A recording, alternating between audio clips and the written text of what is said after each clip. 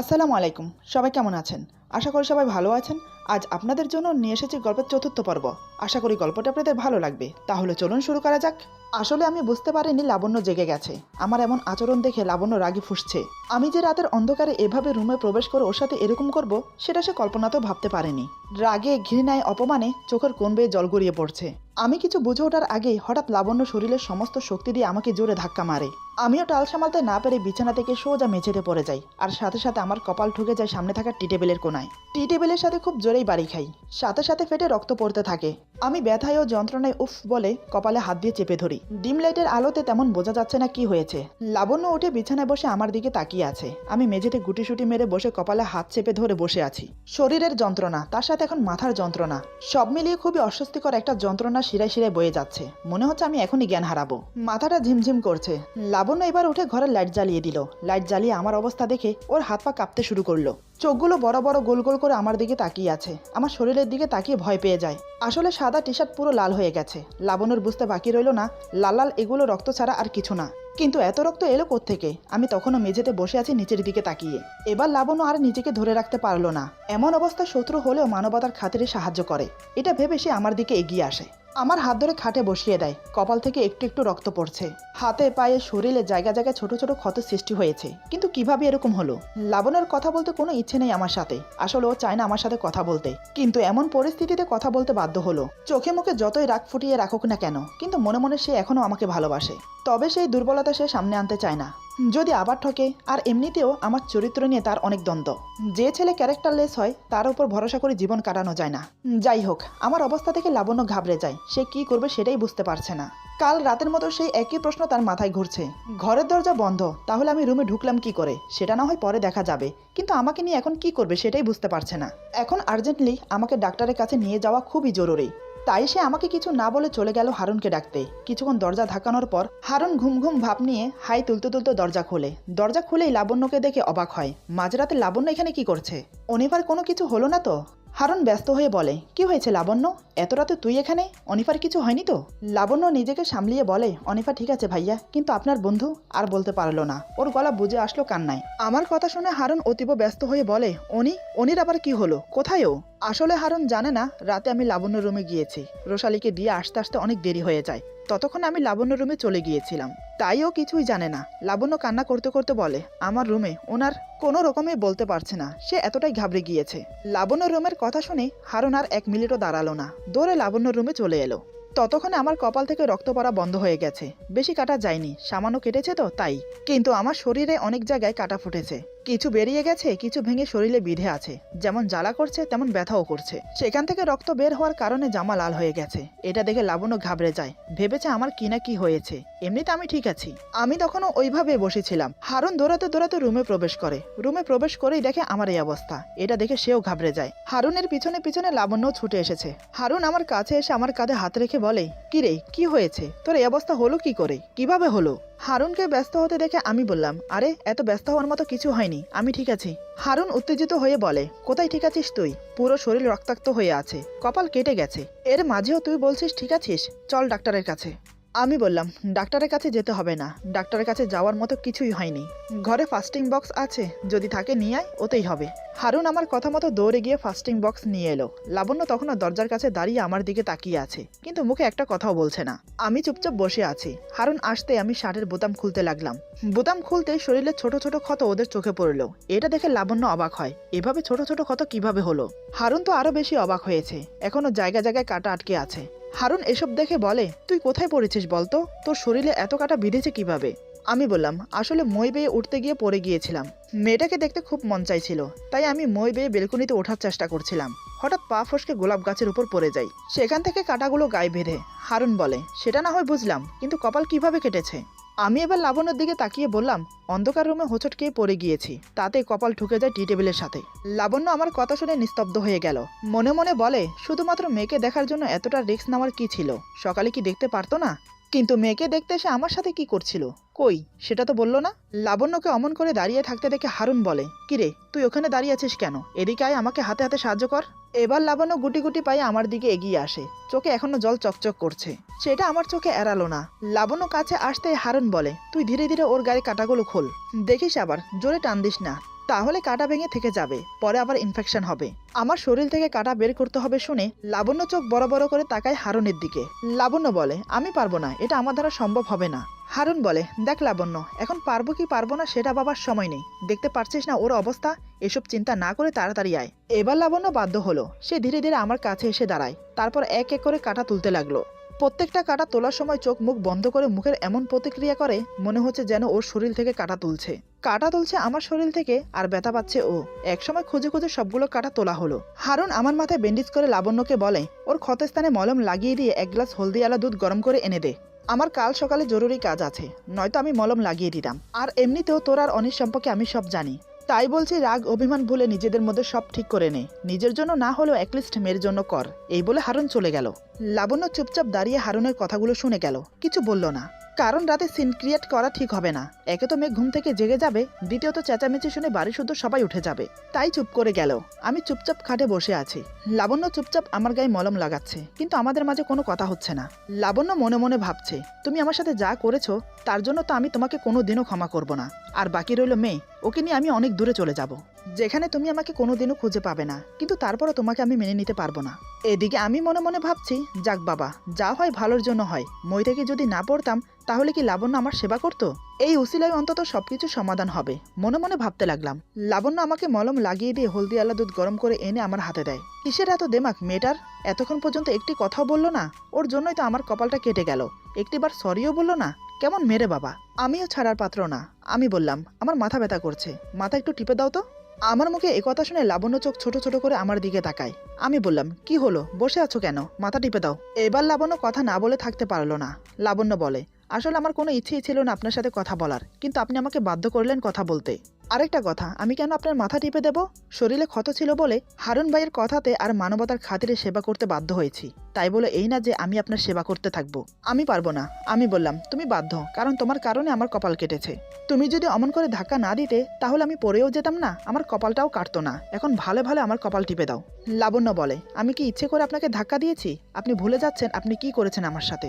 রাতের অন্ধকারে চোরের মতো একটা মেয়ের রুমে প্রবেশ করে আবার সেই ঘুমন্ত মেয়ের সাথে জোরপূর্বক, ছি, বলতেও রুচিতে বাচ্ছে আমার। আমি বললাম, রাতের অন্ধকারে বেলকনি টপকে তোমার জন্য আমি রুমে আসিনি, আমি এসেছি আমার মেয়ের জন্য।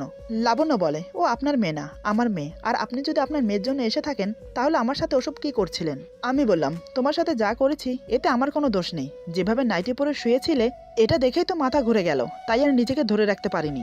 লাবণ্য অবাক হয়ে বলে, যেভাবে নাইটি পরেছিলাম মানে কি বলতে চাইছেন? আমি বললাম, ওই তো নাইটি হাঁটুর উপর উঠেছিল, নাইটির গলা বড় হওয়ার কারণে, মানে বুঝতেই তো পারছো, সব দেখা যাচ্ছিল। কথাগুলো আমি ওর বুকের দিকে তাকিয়ে বললাম। আমার দৃষ্টি অনুকরণ করে লাবণ্য নিজের বুকের দিকে তাকায়, দেখে সত্যি গলা অনেক বড়, তার জন্য অধিকাংশ অংশ বেরিয়ে আছে, আর সে অন্যও পরেনি। হঠাৎ সে দু হাতে বুক ঢেকে বলে, ছি, আপনার নজর এত খারাপ, জানতাম না। আমি মুচকি এসে বললাম, তুমি এমন আচরণ করছো যেন আমি পরপুরুষ, আমার সাথে কোনোদিন তোমার কোনো সম্পর্কই ছিল না, এমন ভাব করছো যেন তোমার সাথে আমার আজকেই পরিচয়। লাবণ্য বলে, হ্যাঁ এটা সত্যি যে একসময় আপনার সাথে আমার একটা সম্পর্ক ছিল, সেটা অতীত, কিন্তু বর্তমান আপনার সাথে আমার কোনো সম্পর্ক নেই, তাই আমার জন্য আপনি এখন একটা পরপুরুষ। আগেও ছিলেন পরপুরুষ, কিন্তু বুঝতে পারিনি আমি আপনার মনের অভিসন্ধি। বিশ্বাস করেছিলাম অন্ধের মতো আপনাকে, মন প্রাণ উজাড় করে ভালোবেসেছিলাম। আপনাকে খুশি রাখতে আপনার ওই মুখের হাসির জন্য নিজের সর্বোচ্চ উজাড় করে দিয়েছিলাম, কিন্তু তার বদলে কি পেলাম? কি দিয়েছেন আপনি আমাকে বলুন তো? একরাশ দুঃখ, কষ্ট, যন্ত্রণা, এছাড়া কি দিতে পেরেছেন আপনি বলুন তো? আমি বললাম, দিয়েছি তো, পৃথিবীর সবচেয়ে বড় অমূল্য সম্পদ দিয়েছি তোমাকে, যেটা পাওয়ার জন্য এমনও অনেক মানুষ আছে যুগ যুগ অপেক্ষা করছে। এমন একটা উপহার দিয়েছি যাকে আঁকড়ে ধরে তুমি বেঁচে থাকার স্বপ্ন দেখছো, সেটা তো আমারই দৌলতে পেয়েছো। অস্বীকার করতে পারবে যে ও আমার ওরসজাত সন্তান না? এই বলে আমার মেয়ের কপাল একটা চুমো দেই, তারপর বললাম, লাবণ্য, ও আমারও মেয়ে। তুমি যতই অস্বীকার করো না কেন, চাইলেও সত্যিটা পাল্টাতে পারবে না। আমি মানছি আমি তোমার সাথে যা করেছি অন্যায় করেছি, যার ক্ষমা কোনোদিনও হয় না। শুধু তোমার সাথে কেন, তোমার মতো এরকম অনেক মেয়ের সাথেই করেছি। অন্যায় করার সময় আমি বুঝতে পারিনি, শুধু করেই গিয়েছিলাম, কিন্তু এখন আমি উপলব্ধি করতে পারছি যে আমি কত বড় অন্যায় করেছি। আমি চাইলেও কোনো কিছু আগের মতো করতে পারবো না, কিন্তু আমি নিজেকে শুধরাতে চাই, এসব থেকে বেরিয়ে আসতে চাই। আমাকে একটা সুযোগ দাও। লাবণ্য বলে, কি বলতে চাইছেন আপনি? কিসের সুযোগ দেব আপনাকে? আর আপনার মতলব কি সেটা বলুন তো? এতগুলো কথা আমাকেই বা কেন শোনাচ্ছেন? আমি বললাম, তুমি কি সত্যিই বুঝতে পারছো না আমি কি বলতে চাই বা আমি কি চাই? লাবণ্য বলে, না, বুঝতে পারছি না, ক্লিয়ারভাবে বলুন কি বলতে চান। আমি বললাম, আমি চাই তোমাকে বিয়ে করতে। দেখো, আমি কথা দিচ্ছি, আমি ভালো হয়ে যাব। তুমি যা বলবে আমি তাই শুনবো, যেভাবে বলবে সেভাবে চলবো। কথা দিচ্ছি, আমি তোমাকে ঠকাবো না, তোমার প্রাপ্য সম্মানটুকু দেব। আমরা মেয়ের দিকে তাকিয়ে না হয় সবকিছু ভুলে নতুন করে শুরু করি। লাবণ্য বলে, আপনার এই ফালতু লেকচার না আপনার কাছেই রাখুন। দ্বিতীয়বার আমাকে শোনাতে আসবেন না। আপনি নিজেকে শোধরাবেন, এটাও কি আমাকে বিশ্বাস করতে হবে? আপনার মতো একটা চরিত্রহীন মানুষ নিজেকে পাল্টাবে, এটা তো কখনোই হতে পারে না। যে পুরুষ হাজার নারীর আসক্ত, সে কোনোদিনও এক নারীকে আঁকড়ে ধরে থাকতে পারে না। তার প্রমাণ তো গতকাল সকালেই পেলাম। অন্য একটা মেয়ের গলা জড়িয়ে গায়ে গা ঘেঁষে দাঁড়িয়েছিলেন। নিজের চোখেই তো দেখলাম। অস্বীকার করতে পারবেন? আপনি নিজেকে শুধরাতে পারবেন না। তাই বলছি, আমাদের পিছু ছেড়ে দিন, আমাদের মতো করে বাঁচতে দিন। আমি বললাম, আমি মেয়েটির গলা জড়িয়ে ধরিনি, সে আমার গলা জড়িয়ে ধরে গা ঘেঁষে দাঁড়িয়েছিল। লাবণ্য, তুমি হয়তো একটা কথা জানো না, কাল যে মেয়েটি আমার গলা জড়িয়ে ধরেছিল তার সাথে আমার এঙ্গেজমেন্ট হয়েছে। মানে ও আমার বাগদত্তা, নাম রোশালি। আমার কথা শুনে লাবণ্য অবাক হয়ে আমার দিকে তাকিয়ে থাকে। সে আমার দিকে তাকিয়ে মনে মনে বলে, তার মানে ওই মেয়েটা ওর বাগদত্তা, ওই মেয়েটাকে ও বিয়ে করছে। তাহলে আমাকে স্বপ্ন দেখাতে এসেছে কেন? আমাকে নিয়ে আবার কোন গেম খেলতে চাইছে ও? লাবণ্য বলে, ও তাহলে ওই মেয়ের কপাল পুড়তে চলেছে। বেচারি জানেও না কেমন ছেলের সাথে ওর বিয়ে হচ্ছে। এক নম্বর ফ্লড, চরিত্রহীন, লম্পট একটা ছেলের সাথে তার বিয়ে হতে চলেছে। না জানি তাকে বিয়ে করার পর তাকে রেখে কোন মেয়ের সাথে আবার ফুলসজ্জা করবে। বেচারি সারা জীবন চোখের পানি ফেলবে।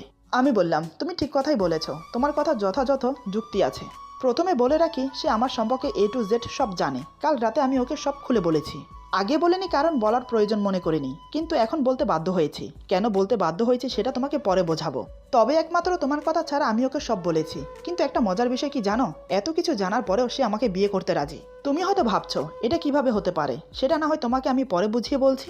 লাবণ্য বলে, সবার কথা বললেন, আমার কথা বললেন না কেন? আমার কথা বলতে কি বিবেকে বেঁধেছিল? আমি বললাম, তোমার কথা বলিনি কারণ আমি ভেবেছি আমার বিষয়ে যা বলেছি তা শোনার পর সে আমাকে ছেড়ে দেবে। কিন্তু না, সে আমার কথা বিশ্বাসই করলো না। আমার সাথে হারুন আর হিনা ছিল, ওরা বলার পর বিশ্বাস করে। তবে বিশ্বাস করেও কি লাভ হলো বলো? সে তো সব কথা শুনে সেটা অতীত ভেবে উড়িয়ে দিয়েছে। তার জন্য এগুলো কোনো ম্যাটার রাখে না। যাই হোক, এই বিয়ে ভাঙার জন্য আমার লাস্ট অপশন ছিলে তুমি। বিয়ে ভাঙার কথা শুনে লাবণ্য অবাক হয়ে তাকিয়ে থাকে আমার দিকে। আমি কেন বিয়ে ভাঙতে চাইছি সেটা ওর মাথায় আসছে না। আমি ওর মুখের ভাব বুঝতে পেরে বললাম, তুমি আগে আমার সম্পূর্ণ কথা শোনো, তারপর তোমার প্রতিটা কথার উত্তর দিচ্ছি আমি। সব আমি তোমাকে পরে বুঝিয়ে বলবো। যখন আমি রোশালীকে তোমার কথা বললাম, এমনকি আমাদের মেয়ে অনিফার কথা বললাম, তখন সে কিছুক্ষণের জন্য নিস্তব্ধ হয়ে যায়, ভাবনায় ডুবে যায় কি করবে বা কি করা উচিত। তখনও পর্যন্ত আমি তাকে বলিনি যে আমি তাকে বিয়ে করতে চাই না। অনেকক্ষণ ভেবে নিয়ে সে সিদ্ধান্ত নিল সে আমাকে বিয়ে করবে, এমনকি অনিফাকেও নিজের মেয়ের মতো স্নেহ করবে। এই সিদ্ধান্ত নিতে সে বাধ্য হয়েছে এজন্য কারণ আমি তাকে বলেছি অনিফা আমার মেয়ে, অনিফাকে আমার চাই। আমি আমার সন্তানকে কোনো পরিস্থিতিতে দূরে রাখতে চাই না। তাই সে সিদ্ধান্ত নেয় অনিফাকে সে আমাদের সাথে নিয়ে যাবে। আমার কথা শুনে লাবণ্য বিস্ফারিত চোখে আমার দিকে তাকিয়ে আছে। চোখে মুখে অবিরাম রাগ ফুটে উঠেছে। চোখ দুটো রাগে লাল হয়ে উঠেছে। চোখ থেকে যদি আগুন নিগ্রত হতো তাহলে হয়তো আমাকে ঝলসে দিত। হঠাৎ ফট করে উঠে এসে আমার কলার চেপে ধরে বলে, সাহস কি করে হয় আমার মেয়েকে আমার থেকে নিয়ে যাওয়ার কথা মাথায় আনার? খুন করে ফেলবো আমি। ও শুধু আমার মেয়ে, ওকে আমি কাউকে নিয়ে যেতে দেব না। লাবণ্যর এমন আচরণ স্বাভাবিক, ওর আচরণে আমি কিচ্ছু মনে করিনি। কোনো মা চায় না নিজের সন্তানকে কাউকে দিতে, ওর কষ্টটা আমি বুঝতে পারছি। লাবণ্য কথাগুলো বলে কান্না করে দেয়। সে কান্না করতে করতে আমার বুকে মাথা ঠেকিয়ে বলে, দোহাই আপনার, আমার মেয়েকে আমার কাছ থেকে নিয়ে যাবেন না। আমি ওকে ছাড়া মরে যাব, ওকে ছাড়া আমি বাঁচবো না। আমি ওর মাথা বুকের সাথে চেপে ধরে বললাম, আরে তুমি কান্না করছো কেন? তুমি আমার সম্পূর্ণ কথা না শুনেই কান্না করে দিলে। তুমি কি ভাবছো রোশালী যা বলবে আমি তাই শুনবো? কি করে ভাবলে তুমি যে আমি আমার মেয়েকে তোমার কাছ থেকে ছিনিয়ে নেব? এমনিতেও তুমি আমার জন্য অনেক কষ্ট পেয়েছো, আমি আর চাই না তোমাকে কষ্ট দিতে, তাই তো আমি ওকে না করে দিয়েছি। এবার লাবণ্য আমার বুক থেকে মাথা তুলে বলে, সত্যি বলছেন তো আপনি? আমি বললাম, হ্যাঁ সত্যি বলছি। আমি ওকে বলেছি আমি ওকে বিয়ে করতে পারবো না। কেন জানো? শুধুমাত্র তোমার জন্য। তুমি আমার বাচ্চার মা, তোমাকে এভাবে কষ্ট পেতে আমি দেখতে পারবো না। আমার মেয়ে আমার পরিচয় না বেচে জারজ সন্তানের পরিচয় বাঁচুক, আমি জীবিত থাকতে এটা কখনোই হতে দেব না। লাবণ্য, অনিফা আমার মেয়ে, ইনফ্যাক্ট আমাদের দুজনের সন্তান ও। ওকে আমরা দুজন মিলে মানুষ করব।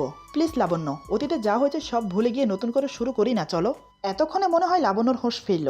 সে যে আমার কলার চেপে ধরে আমার বুকে মাথা ঠেকিয়ে আছে সেটা তার মনেই নেই। হঠাৎ সে আমাকে ছেড়ে দিয়ে দূরে সরে বসে, চোখে মুখে রাগ ফুটিয়ে বলে, এটা কখনোই সম্ভব না। আমি আপনাকে বিয়ে করতে পারবো না। আপনি যা করেছেন আমার সাথে সেটা ভোলারও না। আমি বললাম, কিন্তু কেন লাবণ্য? কেন আমরা সবকিছু ভুলে গিয়ে নতুন করে শুরু করতে পারি না? তুমি কি চাও না তোমার মেয়ে তার বাবার পরিচয় বড় হোক? লাবণ্য বলে, হ্যাঁ চাই, কিন্তু আপনার মতো একজন জঘন্য, নিকৃষ্ট, চরিত্রহীন মানুষের পরিচয়ে আমি আমার মেয়েকে বড় করতে চাই না। আমি চাই না আপনার মতো একটা মানুষের ছায়া আমার মেয়ের উপর পড়ুক। আপনার সাথে সাথে আপনার ছায়াও দূষিত। তাই আমি আপনার কাছে অনুরোধ করব, আমাদের থেকে দূরত্ব রাখুন। আপনার যখন এঙ্গেজমেন্ট হয়েই গেছে তখন তাকে বিয়ে করে নতুন সংসার করুন। তার থেকে না হয় একটা নয়, দরকার পড়ে তো 1 দর্জন বাচ্চা নিয়ে নেবেন, তখন আর নিজের সন্তানের অভাব থাকবে না। কিন্তু আমার অনুরোধ, আমার মেয়ের পিছু ছেড়ে দিন। না, এ দেখছি সোজা কথাই শুনবে না। আমি বললাম, তার মানে তুমি আমাকে বিয়ে করতে চাইছো না? লাবণ্য বলে, না। আমি বললাম, তুমি হয়তো আমার সম্পর্কে কিছুই জানো না লাবণ্য। আমি আজ পর্যন্ত যা চেয়েছি তা নিজের করে পাইনি, এমনটা কোনোদিনও হয়নি, এবারও হবে না। লাবণ্য বলে, কি করবেন আপনি? আপনার মন যা চায় তা করে নিন, কিন্তু আমি আমার মেয়েকে কোনোভাবেই আপনাকে দেব না। আমি বললাম, আমার মেয়ে তো আমি নিয়েই যাব, সাথে তোমাকেও। এমন পরিস্থিতি সৃষ্টি করব যেটাতে তুমি বাধ্য হবে নিজে থেকে বলতে আমাকে বিয়ে করুন, আমাকে আর জোর করতে হবে না। লাবণ্য বলে, স্বপ্ন দেখে যান, তাতে কোনো সমস্যা নেই, কিন্তু এটা বাস্তবে কোনোদিনও হবে না। কিসের ভিত্তিতে মেয়েটি এতটা জোরের সাথে কথা বলছে? ও কি ভাবে আমাকে? আমি কিছুই পারি না? ওর কথা শুনতে শুনতে সত্যি আমার মেজাজ গরম হচ্ছে এবার। আমার মেয়ে আর আমাকেই বলে কিনা ওর থেকে দূরে থাকতে, আমার ছায়াও যেন ওর উপর না পড়ে। আমি খারাপ হলেও ওর বাবা আমি। ওর আচরণে আমার ধৈর্যের বাঁধ ভেঙে গেল, নিজেকে আর কন্ট্রোল করতে পারলাম না। শরীরের ব্যথা ভুলে গিয়ে হঠাৎ ওকে ধাক্কা দিয়ে বিছানায় ফেলে ওর বুকের উপর উঠে বসে পড়ি। এক হাতে ওর 2 হাত বিছানার সাথে চেপে ধরি, অন্য হাতে খুব শক্ত করে গাল টিপে ধরে দাঁতে দাঁত পিষে বললাম, এই তোর সাহস কি করে হয় আমার মুখের উপর এত বড় বড় কথা বলার? কালকে থেকে এই পর্যন্ত তোকে কিছু বলছি না বলে মুখ দিয়ে যা আসছে তাই বলছিস? ভুলে যাস না আমি অনন্ত চৌধুরী অনি। কেউ আমাকে চোখ রাঙিয়ে কথা বলবে সেটা আমি বরদাস্ত করি না। আমাকে কেউ কিছু বলার আগে দুবার ভাবে। সেই জায়গায় তোর মতো পুচকি মেয়ে আমার চোখে চোখ রেখে আমাকে চোখ রাঙিয়ে আমাকে কথা শোনাস? আমি চাইলে না তোর চোখের সামনে দিয়ে আমার মেয়েকে আমি নিয়ে যেতে পারি, তুই কিচ্ছু করতে পারবি না। কিন্তু আমি সেটা করব না। তোকে যে আমার চাই, তোর এই সুন্দর ফিগার যে আমাকে আবার আকৃষ্ট করেছে, তোকে ছেড়ে দেই কি করে বলতো? তার যে বড় কথা, তুই আমার সন্তানের মা, আমার জন্য তুই অনেক কষ্ট সহ করেছিস। মানুষের অনেক লাঞ্ছনা গুঞ্চনা শুনতে হয়েছে আমার জন্য, তাই আমি তোকে নিজের করে পেতে চেয়েছিলাম। অন্তত তোকে এবার আমি একটু সুখে দেখতে চেয়েছিলাম, কিন্তু তুই সোজা কথা শোনার মেয়ে না। এবার দেখ আমি কি করি, যা করব না সেটা তুই কল্পনাতেও ভাবতে পারবি না। তবে একটা কথা মনে রাখিস, আমার মেয়ে তো আমি নেবই, তার জন্য আমাকে যা করতে হবে আমি তাই করব। এদিকে লাবণ্যর গাল টিপে ধরায় খুব ব্যথা পাচ্ছে, সে ব্যথায় ছটপট করছে আর কান্না করছে। রাগের চোটে আমি জ্ঞানশূন্য হয়ে পড়েছিলাম। আমি যে ওর গাল এত শক্ত করে টিপে ধরেছি সেদিকে আমার কোনো খেয়াল ছিল না। হঠাৎ ওর চোখের পানি দেখে সম্বিত ফিরল আমার, সাথে সাথে আমি ওকে ছেড়ে দিলাম। ওর বুকের উপর থেকে নেমে হাত ধরে টেনে নিজের বুকে এনে ফেললাম। লাবণ্য টাল সামালতে না পেরে আমার বুকে এসে লেপ্টে পড়ে। আমি 2 হাতে বুকের সাথে জড়িয়ে নিলাম, মাথায় আলতো করে কিস করে ওর গালে গাল ঘেঁষতে লাগলাম। কপালে টুপ করে একটা চুম্বন করলাম। গালের যে অংশ টিপে ধরেছি সেখানে ছোট ছোট কিস করতে লাগলাম। একসময় ঠোঁটে ঠোঁট ডুবিয়ে দিলাম। বেশ কিছুক্ষণ চুম্বন করে নাকে নাক ঘেঁষে বললাম, sorry, I am really sorry, but I love you Labanya. এবার আমি তোমাকে সত্যি ভালোবাসি, সারা জীবন এভাবে তোমাকে আমার বুকে চাই, এক মুহূর্তের জন্য তোমাকে হারাতে চাই না। ভালোবাসি তোমাকে, বড্ড বেশি ভালোবেসে ফেলেছি, ক্ষমা করে দাও না আমাকে। আমি তোমাকে ছাড়া, আমার মেয়েকে ছাড়া সত্যি থাকতে পারবো না। বিশ্বাস করো লাবণ্য, যবে থেকে জানতে পেরেছি অনিফা আমার মেয়ে, তবে থেকে আমি অনুশোচনায় ভুগছি। আমি অনেক অপরাধ করেছি, সেগুলো মনে পড়তে লাগলো আমার মেয়েকে দেখার পর আমি উপলব্ধি করতে পারছি সবকিছু। আমি সুন্দরভাবে নিজের মেয়েকে নিয়ে তোমাকে নিয়ে বাঁচতে চাই। আমাকে ক্ষমা করে দিয়ে একটিবার সুযোগ দাও। কথা দিচ্ছি তুমি যা বলবে তা শুনবো, কিন্তু তার বিনিময়ে তোমাদেরকে চাই। এতক্ষণ লাবণ্য চুপচাপ আমার বুকে মাথা রেখে শুনছিল। সরি, ভুল বললাম। আসলে ওকে আমি শক্ত করে জড়িয়ে ধরে আছি, যার ফলে ও নড়তেও পারছে না, চড়তেও পারছে না। অনেকক্ষণ ধরে চেষ্টা করছে নিজেকে ছাড়ানোর। এতক্ষণ পর্যন্ত সে আমাকে কয়টা ঘুষি মেরেছে তার কোনো হিসাব রাখিনি। এবার আমি ওকে ছেড়ে দিলাম। ছেড়ে দেওয়ার পরেই হলো আসল বিপত্তি। হঠাৎ সে আমার সাথে যা করলো তার জন্য আমি মোটেই প্রস্তুত ছিলাম না। ভাবতে পারিনি ও হঠাৎ আমার সাথে এরকম করবে। এত সুন্দর করে বোঝানোর পরেও এসব করার মানে ছিল না। তাহলে কি আমি ব্যর্থ? সে কি বারবার আমার সাথে এরকম করবে? এরপর যা হলো। আজকের গল্প এখানে সমাপ্ত। গল্পের বাকি অংশ পেয়ে যাবেন আগামী পর্বে। আশা করি গল্পটি আপনাদের ভালো লাগবে। যদি ভালো লাগে তাহলে লাইক, কমেন্ট এবং সাবস্ক্রাইব করে আমাদের পাশে থাকুন। বন্ধুদের সাথে বেশি বেশি করে শেয়ার করুন। সবাই ভালো থাকুন, সুস্থ থাকুন। আল্লাহ হাফেজ।